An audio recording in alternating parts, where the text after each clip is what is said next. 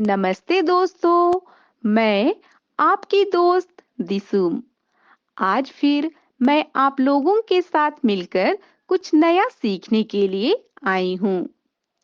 कल हम लोगों ने नवीकरणीय ऊर्जा स्रोतों में सौर ऊर्जा के बारे में विस्तार से समझा था।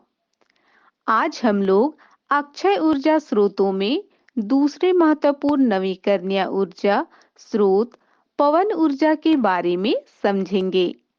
जैसा कि हम जानते हैं, पृथ्वी पर वायु सभी जगह व सभी के लिए मुफ्त में उपलब्ध है। वायु की गति, समय अलग-अलग जगह पर अलग-अलग हो सकती है और यह समय व तापमान के अनुसार बदलती रहती है। यह बहती हुई वायु ऊर्जा का एक महत्वपूर्ण स्रोत है। बहती हुई वायु से प्राप्त ऊर्जा को हम पवन ऊर्जा कहते हैं। पवन ऊर्जा का उपयोग पुरातन काल से हमारे समाज द्वारा किया जाता रहा है। नाव व पानी के जहाजों पर पाल का उपयोग इसका उदाहरण है। पवन चक्कियों का उपयोग ईस्वी पूर्व 200 में भी होता था। हेरन ऑफ एलेक्जेंड्रिया का विड व्हील वायु से चलने वाली मशीन का पहला उदाहरण है। पहली व्यवहारिक पवन चक्की का निर्माण 7वीं सदी में सिस्तान में बनाई गई थी। इन पवन चक्कियों का उपयोग पानी खींचने व मक्का पीसने के अलावा गन्ना उद्योग में किया जाता था। बिजली पैदा करने वाली पहली ज्ञात पवन चक्की 1887 में स्कॉटलैंड में चार्ल्स ब्लीथ द्वारा स्थापित की गई थी, जो बैटरी के साथ काम करती थी। 1888 में चार्ल्स एफ ब्रश द्वारा दुनिया का पहली स्वचालित पवन चक्की बनाई गई। यह 12 किलोवाट विद्युत उत्पन्न कर सकती थी। इसके बाद पवन चक्कियों का उपयोग बढ़ता गया और आज वर्तमान में इन चक्कियों की मदद से पवन ऊर्जा के द्वारा कई कार्य किए जा रहे हैं। आप में से कई साथियों ने पवन चक्की की मदद से कुएं से पानी निकलते हुए देखा होगा। कई फिल्मों में भी आपने इस प्रकार की पवन चक्की देखी होगी। वर्तमान में जमीन से सीधे पानी निकालने वाली पवन चक्कियों का उपयोग काफी कम हो गया है। वर्तमान में पवन चक्की से विद्युत ऊर्जा का उत्पादन कर उस विद्युत ऊर्जा को ग्रिड के द्वारा सप्लाई कर विभिन्न कार्य किए जा रहे हैं। पवन चक्की द्वारा वायु से विद्युत का उत्पादन किया जाता है। पवन चक्की के प्रमुख भाग टावर, पंखा, rotor, brake, gear box, generator और पंप है। पवन चक्की में जैसा कि हम चित्र में देख रहे हैं, एक पंखा होता है जिसमें बड़ी-बड़ी पंखुड़ियां होती है। पंखा रोटर से जुड़ा होता है। यह पंखुड़ियों के घूमने पर घूमता है। यह पवन चक्की के जनरेटर सॉकेट में जुड़ा होता है। इस पर पंखुड़ियां लगी होती है। हवा के चलने पर पंखुड़ियां घूमती है, जिससे रोटर घूमता है।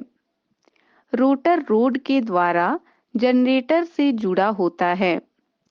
रोटर के घूमने से जनरेटर की सॉकेट घूमने लगती है और जनरेटर से विद्युत बनने लगती है, जिसे ग्रिड के द्वारा सप्लाई किया जाता है।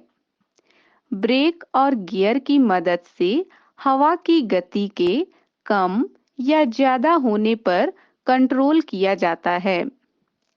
ऐसी जगह जहां हवा की गति ज्यादा होती है, उन स्थानों पर बहुत सारी पवन चक्कियां लगाकर विद्युत ऊर्जा का उत्पादन किया जाता है।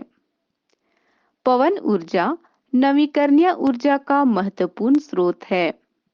इससे हमें स्वच्छ ऊर्जा प्राप्त होती है और इसमें किसी प्रकार के हानिकारक उत्पाद नहीं बनते हैं और यह कभी समाप्त भी नहीं होगी।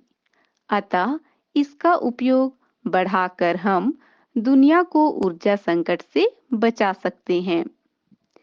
पवन ऊर्जा के लाभ।